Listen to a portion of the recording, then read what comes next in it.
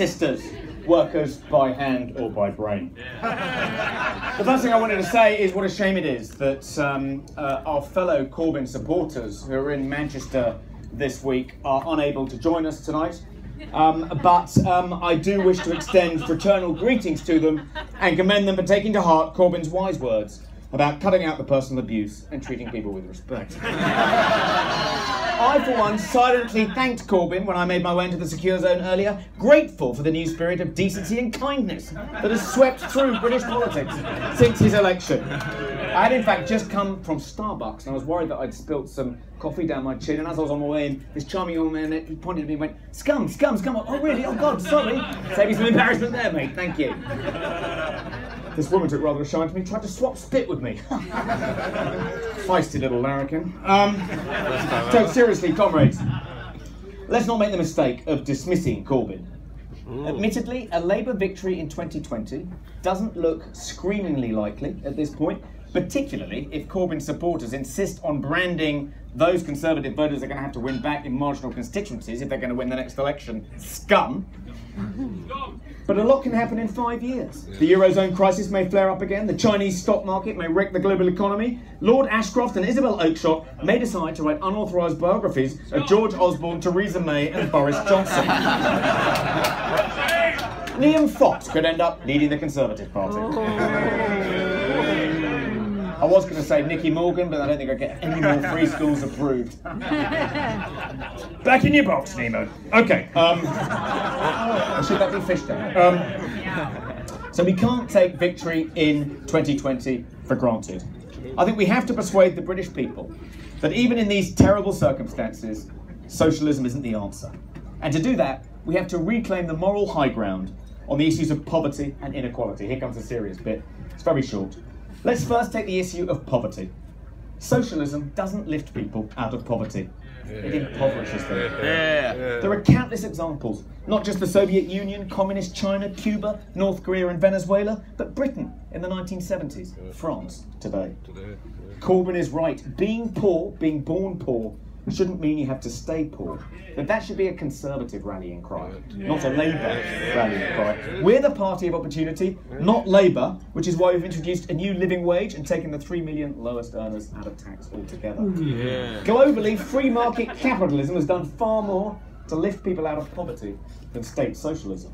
The number of people living in extreme poverty across the globe fell by 80% between 1970 and 2006. And for the past 20 years, the number of poor people that share our planet has fallen by an average of 120,000 every day.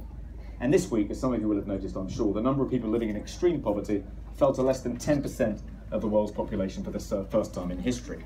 Why? Because of the spread of free market systems to regions like China, Africa, Latin America, South Asia, and the Middle East. Capitalism, for all its faults, is the best system the world has yet devised for eliminating poverty, not socialism. Globalization and free trade have done more to help the world's poor than anything that was ever dreamt of in your philosophy, Mr. Corbyn. What about inequality? I think we need to position ourselves as the champions of equality. Not equality of outcome, obviously, which can't be achieved without constant state intervention and riding roughshod over people's liberties, but other, more important forms of equality, such as equality of opportunity. Let's shout about our education reforms from the rooftops, about the success of free schools like the London Academy of Excellence, which, despite being in one of London's poorest boroughs, got more people into Oxford and Cambridge last year than Marlborough. If you're born poor, you don't have to remain poor. Above all, let's become champions of equal rights and civil liberties. That means championing the rights of Christians as well as Muslims, the rights of Israelis as well as Palestinians, the rights of people who are pro-life as well as pro-choice, the right of people with unfashionable views to speak freely without fear of persecution by politically correct lobby groups or worse, the police. This is territory that the left has completely vacated in the last 25 years or so, and it's territory we should occupy. It's also Corbyn's biggest Achilles heel.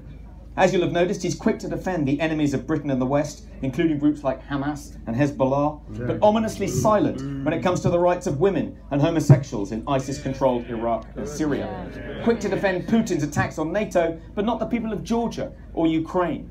quick to speak out about Islamophobia, but can't even bring himself to say the word Israel, let alone defend the rights of the Jewish people to their homeland. Shame. Corbyn claims to be the champion of equality, but like the animals in George Orwell's satire of the Russian Revolution, some groups are more equal than others. In Animal Farm, Orwell put his finger on the nub of the problem with utopian socialism. In the eyes of the true believers, the end of creating a socialist paradise always justifies the means. It's no coincidence that whenever state socialism has been tried, it has led to the curtailment of free speech, the imprisonment of political dissidents, and in some cases, state-sanctioned mass murder. Corbyn may look like a retired geography teacher, but beneath that modest, principled facade lurks the same poisonous ideology that to date has been responsible for the deaths of 120 million people. Make no mistake, just defeating Corbyn's Labour Party in a general election won't be enough to debunk this poisonous ideology, any more than defeating Miliband's Labour was. To really win, we have to defeat the Corbynites intellectually, as well as politically. That was the great achievement of Margaret Thatcher and Ronald Reagan, and their intellectual outriders. People like Irving Kristol, William Buckley, Robert Conquest, Alfred Sherman, and John O'Sullivan. The New Right didn't just win elections, it won the argument. And now that argument has to be won again. As Reagan said, the battle for liberty has to be fought afresh by each new generation. So let the battle commence. Thank you. Thank you, Toby. Until we got to the 4th page of that speech, I had forgotten he was on the candidates list. Thanks.